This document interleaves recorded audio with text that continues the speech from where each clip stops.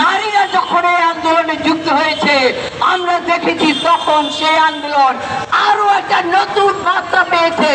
এই আন্দোলন আরো অনেক বেশি বেগবান হয়েছে।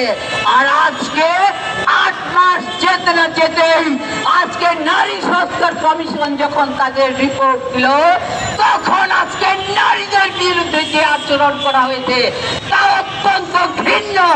শুধু ঘৃণ্য নয়, আমি বলতে চাই বাম জোটের পক্ষ থেকে ইতিমধ্যে আমরা বলে দিয়েছি আজকে ধর্মীয় ফ্যাসিবাদী শক্তি বিশেষ হেফাজতে ইসলাম এমনকি আজকে ছাত্রদের একটা নতুন পার্টি করেছেন তাদেরও প্রতিনিধি দেখলাম সেখানে তারা বক্তব্য করছে।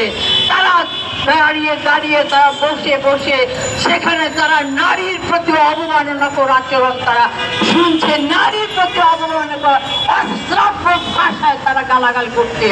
দরকার ছিল তারা যদি সত্যিকার অর্থে তারা সামনে সারিতে ছিল।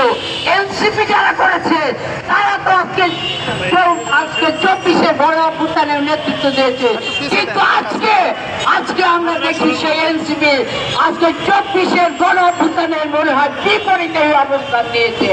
আমরা দেখতে পাচ্ছি 24-এর গণ অভ্যুত্থান ছিল বৈষম্যের বিরুদ্ধে গণ অভ্যুত্থান।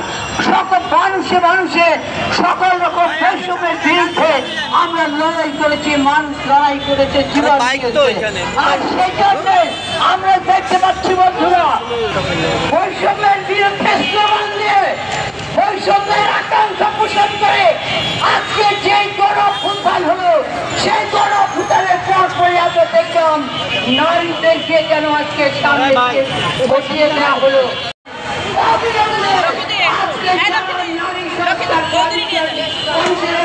সদস্যদেরকে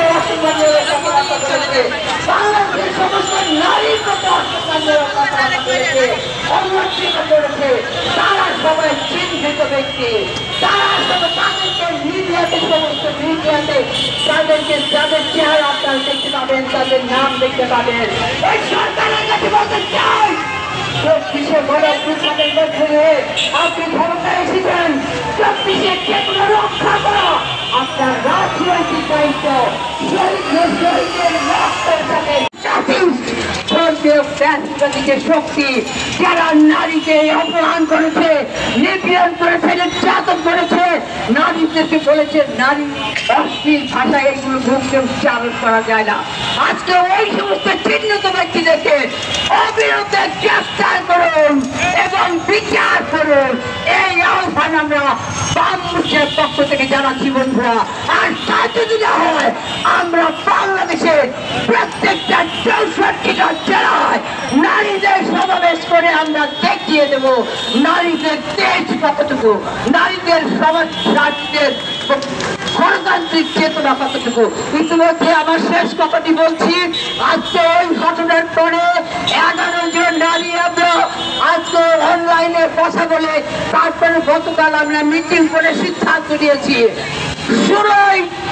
16ই মে শুক্রবার দিন আমরা দরকার হলে ঢাকাতে আমরা 50,000 নারীর জমায়েত করব। বাংলাদেশের সমস্ত দলের নারী সংগঠনগুলো, সমস্ত শ্রমিক সংগঠন, সমস্ত কৃষক সংগঠন সবাই মিলে ঐক্যবদ্ধভাবে আমরা এই সিদ্ধান্ত নিয়েছি।